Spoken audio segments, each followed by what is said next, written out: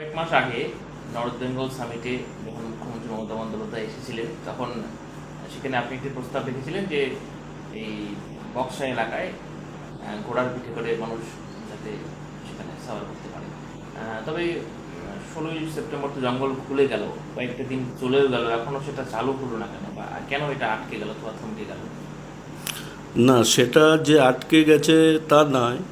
আমাকে মাস দুয়েক মানে সিএম চলে যাওয়ার পরেই কিছুদিন পরে আমাকে FD Buxa tiger reserve field director আমাকে ডেকেছিলেন এবং 2 ডিএফডিও ছিলেন ওখানে। তো ওখানে আমাকে বলল যে আপনি একটা ডিক্লারেশন দিন যে ওখানে ঘোড়াটা আপনি প্রোভাইড করবেন। তো আমি যথারীতি ডিক্লারেশন দিয়ে দিলাম আর বলল যে আমরা হাতির প্রস্তাবটা পাঠিয়ে দিয়েছি আর এটা আমরা পাঠিয়ে দিচ্ছি পিসিসিএফকে, ওয়াইল্ড লাইফকে। তো আমার সাথে রিসেন্ট কথা হলো, এফডিকে আমি ফোন করেছিলাম, ওনার সাথে ফোনে কথা হলো, বলল যে হাতিটা স্যাংশন হয়ে গেছে, ওটার টাকাও চলে এসছে এবং শেড টেডও হচ্ছে। বক্সাতে রাজাভাত খাওয়াতে চালু হচ্ছে এলিফ্যান্ট সাফারিটা। আর আপনার যে ওই প্রস্তাবটা ওটা পিসিসিএফ ওয়াইল্ড লাইফের চেম্বারে আছে বা টেবিলে আছে, ওটা পুট আপ হয়ে গেছে। ওটা হয়তো 2-1 মাস দেরি, 2-4 মাস দেরি হতে পারে, তবে চালু হবে।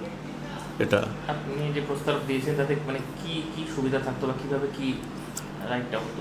রাইডটা হতো সান্তালা বাড়ি থেকে সবাই হাতির পিঠে করে বক্সা ফোর্টে যেত এবং সান্তালা বাড়ির থেকে বক্সার নিচের দিকেও ওদের সাথে পরবর্তীতে আমার কথা হলো, যে বললো যে খালি তো সকলে জানে যে বক্সার ওপরটাই সুন্দর, বক্সার নিচেও খুব সুন্দর, ওখানে ঝর্ণা ঠর্ণা প্রচুর কিছু আছে দেখার মতন, গার্ডেন আছে, সুন্দর সুন্দর বিভিন্ন ধরনের ফুল গাছ আছেই। তো আমাদের ঘোড়াটা যখন যদি প্রোভাইড হয়ে যায় তাহলে আমরা নিচেও চালাতে পারবো, মানে জায়গাটা খুবই দর্শনীয় হবে। মানে আপনি চিন্তা করতে পারেন, ধরুন আমাদের 20টার মতো আমরা ঘোড়া প্রোভাইড করতাম, 10টা ঘোড়া উঠছে ট্যুরিস্ট নিয়ে, সে ট্যুরিস্টের সাথে যারা যাচ্ছে ঘোড়া সাফারির সাথে কথা বলতে বলতে যাচ্ছে, সেগুলো ইউটিউবে যখন ভাইরাল হবে, তো জায়গাটার আপনার ট্যুরিজমটা কতটা ডেভেলপ করবে এটা মানে ইমাজিন করা যাচ্ছে না। জঙ্গল তো খুলে গেল, মানে থমকে বা কবে না না, চালু হবে? চালু তো আমাকে উনি যেটা বললেন 3-4 মাস দেরি হতে পারে, চালু হবে। তা আমার সবার কাছে একটা অ্যাপিল থাকলো, সেটা আমি বলতে পারবো না, তবে আমার অনেকের কাছে এখানে যারা শুনবেন তাদের কাছে আপিল থাকলো যে কারোর যদি কোনো সোর্স থাকে সেটা যদি করিয়ে আনতে পারে তাহলে খুব ভালো হয়, যত অ্যাজ আর্লি অ্যাজ পসিবল। আমরা তো রেডি আছি ঘোরা দেওয়ার জন্য। অন্যভাবে একটা বিষয় যে দেখা গেছে যে ডুয়ার্সকে আমরা যেভাবে প্রমোট করি, ডুয়ার্সের ট্যুরিজমকে, এটাকে একটা অন্য মাত্রা দেওয়ার আপনি বরাবর চেষ্টা করেছিলেন। আপনার সেই অ্যামিউজমেন্ট পার্ক হোক, স্নো ওয়ার্ল্ড এবং সম্প্রতি যে গ্লাস টাওয়ার হয়েছে, মানে অনেক বড় ব্যবসায়ী বা কোম্পানিও এখানে ইনভেস্ট করার হয়তো সাহসটা দেখা যেতে পারে, যেটা আপনি করেছেন। তো এটা কি মনে করেন যে আগামী দিনে একটা বড় মাত্রা রাখবে? দেখুন, কি রাখবে তা ঠিক জানি না, কিন্তু ডুয়ার্সটা এরকম একটা ছিল। আগে আমরা যখন ছোট ছিলাম দেখতাম এখানে খুব টিম্বারের বিজনেসটা খুব ছিল, টিম্বারের উপরে সকলে জীবিকা নির্বাহ করতো। তারপর টিম্বারটা নষ্ট হয়ে গেল, তারপর ডিআরএম বিল্ডিংয়ের উপরে, ডিআরএম যে রেলওয়ের উপরে ডিপেন্ড ছিল, রেলওয়েটাও আস্তে আস্তে এখান থেকে ভেঙে চুরে শেষ হয়ে গেল।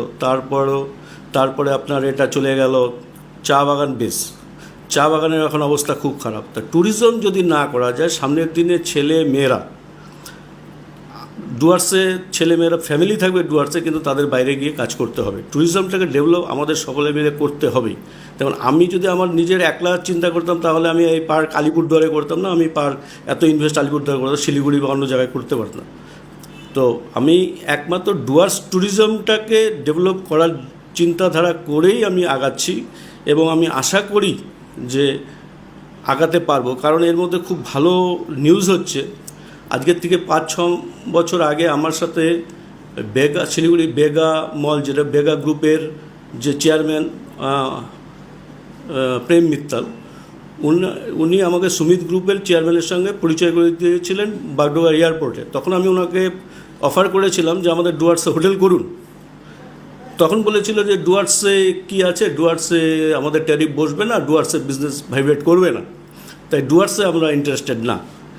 আজকে থেকে 5-7 দিন 10 দিন আগে ওনারাই আমার কাছে ফোন করলেন, ওনার ছেলে আমার কাছে ফোন করলেন যে অরিন্দমদা ডুয়ার্সে কোনো হোটেল সোল্ড আউট হবে কি না বা সেল আউট হবে কি না বা কেউ লিজ দেবে কি না, আমরা অ্যাজ আর্লি অ্যাজ পসিবল ডুয়ার্সে বিজনেস চালু করতে যাচ্ছি। যে কটাই ভালো আমাদের সাথে সেট হবে এরকম কোনো প্রপার্টি যদি কেউ দিতে চায় আপনি যোগাযোগ করুন। তাহলে ঠিক আছে, আমি যদি হয় আমি জানাবো। কেউ এই ইসের মধ্যে এটাও আমি বলছি, যদি কেউ এরকম কারোর জানাশোনার মধ্যে থাকে আমার সাথে যোগাযোগ করে তাদের ফোন নাম্বার নিতে পারেন বা তাদের ওয়েবসাইটে গিয়েও তাদের সাথে যোগাযোগ করতে পারেন, তারা ইন্টারেস্টেড। মেফেয়ার বা অনেক গ্রুপকে আমি আগেও অফার দিয়েছিলাম, এর মধ্যে মেফেয়ার আমার সাথে কথা বলেছে যে আপনি যদি জমি জোগাড় করে দিতে পারেন বা করে দিতে পারেন একটা ব্যবস্থা করুন, আমরা মেফেয়ার গ্রুপ এখানে ইন্টারেস্টেড এই ডুয়ার্সে হোটেল করার জন্য।